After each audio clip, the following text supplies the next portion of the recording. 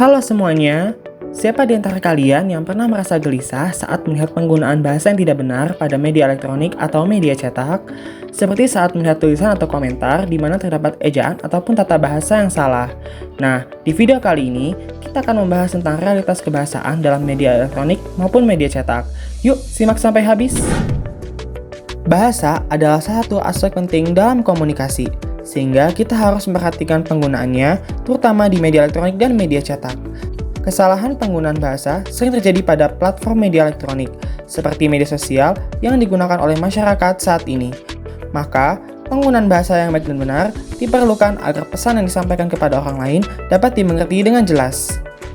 Penggunaan bahasa Indonesia yang baik di dalam media elektronik maupun cetak juga dapat meningkatkan kredibilitas. Kita bisa menunjukkan keahlian dan profesionalisme dalam bidang yang kita tekuni dengan menggunakan bahasa yang benar dan sesuai. Namun, jika terlalu kaku dan formal dalam menggunakan bahasa pada kedua media tersebut, akan membuat kita terkesan membosankan dan tidak menarik perhatian, sehingga dapat menurunkan kredibilitas dan profesionalisme diri kita. Oleh karena itu, baik media cetak maupun elektronik memiliki pengaruh yang besar dalam masyarakat. Tidak heran jika penggunaan bahasa Indonesia dalam kedua jenis media tersebut dapat meningkatkan kualitas dan kredibilitas. Sebaliknya, penggunaan bahasa yang buruk dan tidak sesuai dengan kaidah bahasa Indonesia dapat menurunkan kredibilitas pada kedua jenis media tersebut.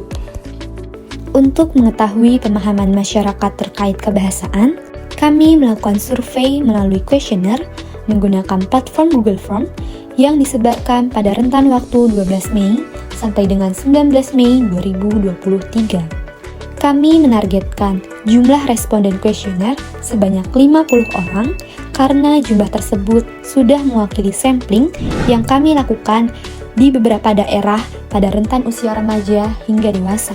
Berdasarkan kuesioner yang telah diberikan, total pengisi kuesioner yaitu sebanyak 54 responden pada rentan usia 12 sampai dengan 24 tahun yang berasal dari berbagai domisili berbeda seperti Surabaya, Malang, Bandung, Yogyakarta, dan Jabodetabek.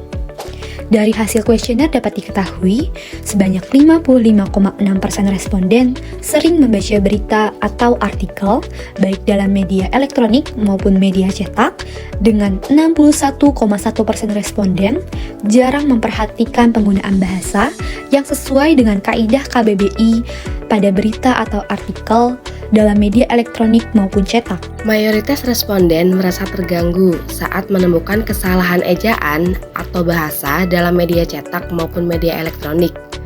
Sedangkan dalam penggunaan bahasa di kehidupan sehari-hari, sebanyak 64,8% responden jarang menggunakan bahasa yang sesuai dengan kaidah KBBI. Meskipun jarang menggunakan bahasa yang sesuai KBBI, sebanyak 57,4% responden mengetahui kaidah berbahasa yang baik dan benar.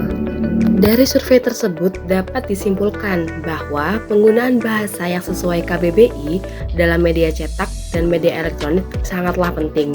Kesimpulannya, penggunaan bahasa yang sesuai kaidah dalam percakapan di kehidupan sehari-hari jarang diterapkan karena maksud yang akan disampaikan dapat dipahami dengan baik meskipun tidak menggunakan bahasa baku. Sedangkan dalam media elektronik dan media cetak, penggunaan bahasa yang sesuai KBBI dan kaidah EYD disesuaikan dengan konteks, kebutuhan, dan target pembaca.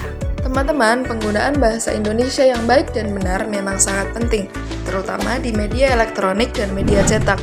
Bahasa yang baik dan benar dapat meningkatkan kredibilitas, profesionalisme, dan pemahaman terhadap informasi yang disampaikan.